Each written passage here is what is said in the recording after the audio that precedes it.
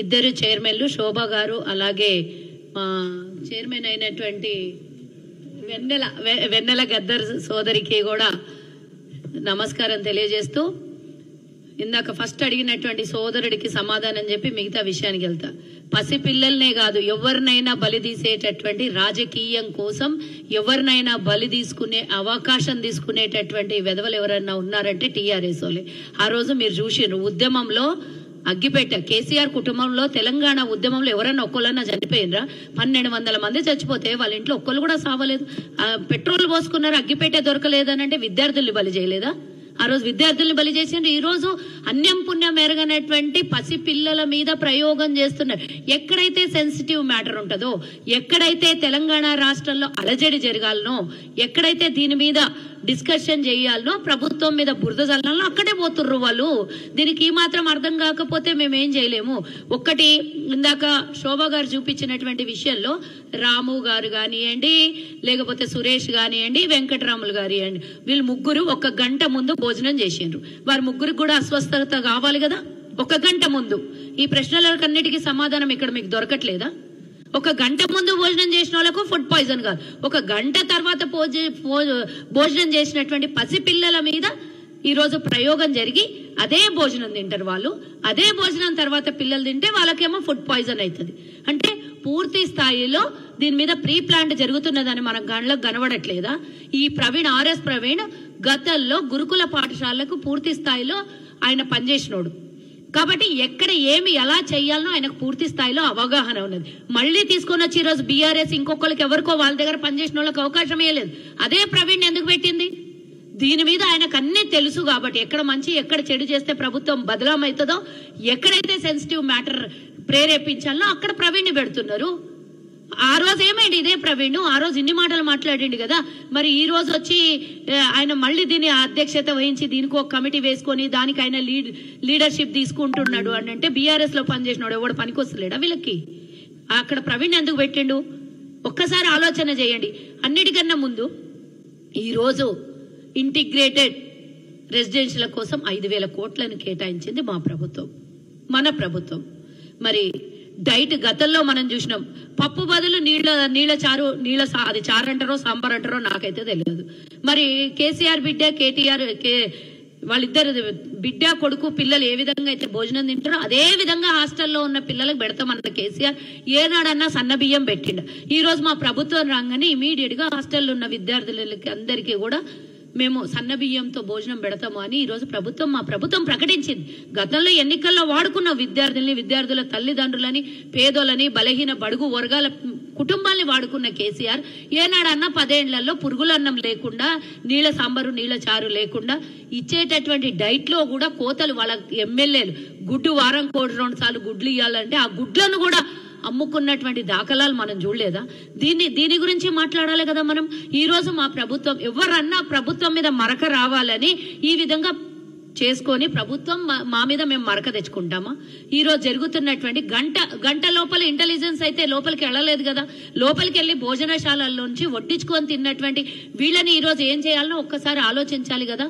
వీళ్ళ మీద నిందలు వేయాలి కదా. మీరు తిన్నప్పుడు మీకు ఎందుకు ఎవరికి కూడా కనీసం ఒక్కసారి వామిటింగ్ మోషన్స్ కూడా కాకుండా మీరు 3-4 రోజుల నుంచి హ్యాపీగా తిరుగుతున్నారు. ఆ పసిపిల్లలే ఏ విధంగా అదే ఫుడ్ పాయిజన్ అయింది అంటే మీరు వయసులో పెద్దవాళ్ళు కాబట్టి మీకు ఫుడ్ పాయిజన్ కాలేదు, పసిపిల్లలు కాబట్టి ఇమ్మీడియట్ ఎఫెక్ట్ అయింది అనేసి మీరు చూపిస్తున్నారు. ఏం చేయాలనుకుంటున్నారు మీరు నాకు చెప్పండి.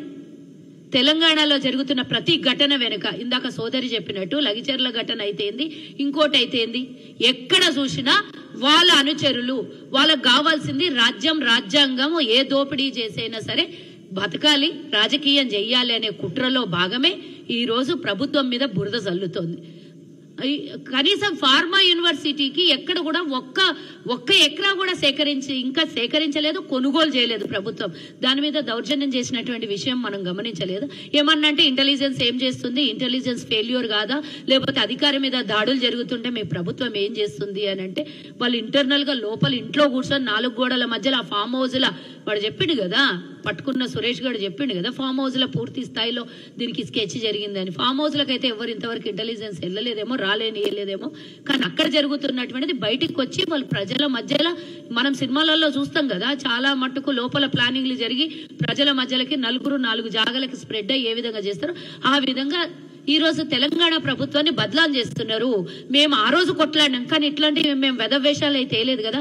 బాసరలో జరిగిన సంఘటన అయితేంది, ఇంకో చోట 350 మంది విద్యార్థులు ఆసుపత్రి పాలైతే అందులో ఏమైనా కాంగ్రెస్ ఏమైనా ప్రమేయం ఉందా? ఏనాడైనా కాంగ్రెస్ అట్లాంటి చోటుకి వెళ్ళి ఇట్లాంటి వెధవ పనులు చేసిందా?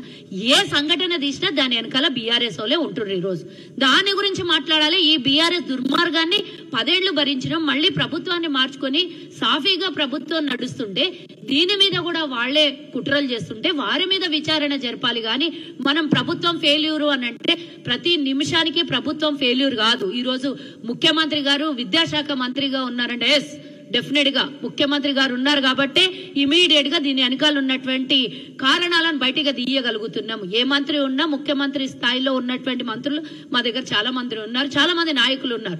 దాంట్లో ఎవరు కూడా తగ్గించేది లేదు, ఎవరు కూడా తక్కువ ఉండేటటువంటి వాళ్ళు కూడా కాదు. కానీ మా ప్రభుత్వాన్ని బదలాం చేయాలని చూస్తే మాత్రం ఊరుకునేది లేదు.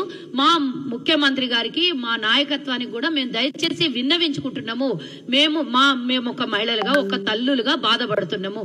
ఇలాంటి సంఘటన జరగొద్దు. జరిగినందుకు పూర్తి స్థాయిలో విచారణ వ్యక్తం చేస్తున్నాం. గత ప్రభుత్వం లాగా కళ్ళు మూసుకొని ఇండ్లలో పండుకున్నటువంటి ప్రభుత్వమే గాని నాయకులే గాని మా దగ్గర లేరు. ఎందుకంటే మేము సింగరేణి కాలనీలో 6 ఏళ్ల పిల్ల చనిపోతే కూడా కనీసం ఒక్కళ్ళు వచ్చి పలకరించలేదు. వరంగల్లో 9 ఏళ్ల పిల్లకి మానభంగం చేసి చంపితే కూడా కనీసం ఒక్కళ్ళు వచ్చి మాట్లాడలేదు, బయటికి వెళ్ళలేదు. మహిళా కమిషన్ కూడా వాళ్ళ దగ్గర ఒక్కరోజు కూడా బయటకు వచ్చి మాట్లాడినటువంటి సంఘటన లేదు.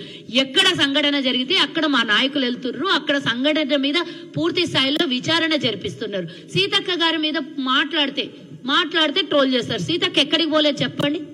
మేము ఇంతమంది మహిళలం అన్ని చోట ముందుకు వస్తున్నాం. సీతక్క ఒక్కదాని మీద మీ పగ ఎందుకు పడుతున్నారు? అసెంబ్లీలో అవమానిస్తారు, బయట అవమానిస్తారు. దళితులు అంటే మీకు గౌరవం లేదు, మహిళలంటే అంతకన్నా గౌరవం లేదు. మీకు ఎక్కడికి వెళ్ళి మహిళలు కాదు, మీరే అందరు మహిళలు, మీరే అంత మగవాళ్ళని చూపించాలనే ప్రయత్నం మీరు చేస్తున్నారు. ఈ ప్రయత్నానికి డెఫినెట్ గా మా ప్రభుత్వం అడ్డుకట్ట వేస్తుంది. ఈ రోజు కాస్మెటిక్ ఛార్జెస్ 40% పెంచి, డైట్ ఛార్జెస్ 40% పెంచినటువంటి ప్రభుత్వం మాది. ఈ రోజు చదువుకున్న విద్యార్థులకు గతంలో 30,000 మందికి ఉద్యోగం 10 ఏళ్లలో ఈ రోజు మా ప్రభుత్వం వచ్చినాక 55,000 మందికి 6 నెలల్లో ఉద్యోగాలు ఇచ్చినాం. మేము ఈ రోజు లీకులు లేనటువంటి ఎగ్జామ్స్ మేము కండక్ట్ చేస్తున్నాం. ఒక్క నోటిఫికేషన్ తోనే ఎగ్జామ్స్ అయిపోతున్నాయి మా దగ్గర. అన్ని విధాల ప్రభుత్వం ముందుకొచ్చి అన్ని చోట విద్యార్థులు చదువుకోవడానికి కోసం కానీ, దాని మీద ఆధారపడ్డ కుటుంబాలకు, చదువుకున్నటువంటి విద్యార్థులకు ఉద్యోగం ఇచ్చే ప్రయత్నం మేం చేస్తుంటే బురద జల్లి ఎప్పుడైతే క్రెడిట్ వస్తుందో, మేము 18,000 కోట్ల రూపాయలు రుణమాఫీ చేయగానే దాని మీద లొల్లి, మేము మొన్న ఇంకో కార్యక్రమం తీసుకుంటే దాని మీద లొల్లి, మేము బస్సు ఫ్రీ ఇస్తే దాని మీద లొల్లి. మేమేమన్నా చెయ్యాలంటే దానికి సజెషన్స్ ఇస్తలేరు, కానీ మేము చేసిన ప్రతి పని మీద వ్యతిరేకిస్తున్నారు. ఈరోజు డైట్ 40% పెంచినందుకు, సన్నబియ్యం కేటాయించినందుకు, ఈరోజు ఇంటిగ్రేటెడ్ హాస్టళ్లని మేము 5,000 కోట్ల రూపాయలు కేటాయించినందుకు ఎక్కడ కుటుంబ సభ్యుల నుంచి, విద్యార్థుల నుంచి ప్రభుత్వానికి ఆశీర్వాదం వచ్చి ఇంకా మంచి పాలన చేస్తారనే భయంతో ఈరోజు మా మీద వన్నుతున్నటువంటి కుట్ర. ఈ కుట్రలో భాగస్వామ్యం ప్రవీణ్ ని వదలొద్దని మా ముఖ్యమంత్రి గారికి దయచేసి విన్నవించుకుంటున్నా. ఇందులో ఫామ్ హౌస్ నుంచి జరుగుతున్నటువంటి ఈ కార్యాచరణ ఏదైతుందో దాన్ని కట్టుదిట్టమైనటువంటి అక్కడి నుంచి వచ్చేటటువంటి ప్రతి దానికి ఇన్స్ట్రక్షన్స్ చూసుకొని, ఒక రోజు కూడా అవసరమైతే ఫామ్ హౌస్ లో కూడా అధికారులను పంపించి అక్కడ జరుగుతున్నటువంటి కుట్రలు కుతంత్రాల మీద ప్రభుత్వం జాగ్రత్త వహించాలనేది దయచేసి మా ముఖ్యమంత్రి గారికి విన్నవించుకుంటున్నా. దీంట్లో మేము విచారణనైతే పూర్తి స్థాయిలో వ్యక్తపరుస్తున్నాము. మా శ్రీహరి గారు, ఆ కాన్స్టిట్యున్సీ ఎమ్మెల్యే అయినటువంటి శ్రీహరి గారు పూర్తి స్థాయిలో పర్యవేక్షణలో ఉన్నారు. అధికారుల తప్పిదమైతే అధికారులను సస్పెండ్ చేస్తాము. దీని వెనకాల కుట్ర బీఆర్ఎస్ వాళ్ళది పూర్తి స్థాయిలో ఉన్నదని మాకు వచ్చినటువంటి సమాచారం కాబట్టి వారి మీద కూడా ఎంక్వైరీ చేస్తామని మా ఎమ్మెల్యే గారు చెప్పడం జరిగింది. అదే విధంగా మా ప్రభుత్వం కూడా దాని మీద కార్యాచరణ తీసుకుంటుందని ఈ సందర్భంగా మీడియా సోదరులకు తెలియజేస్తున్నాం.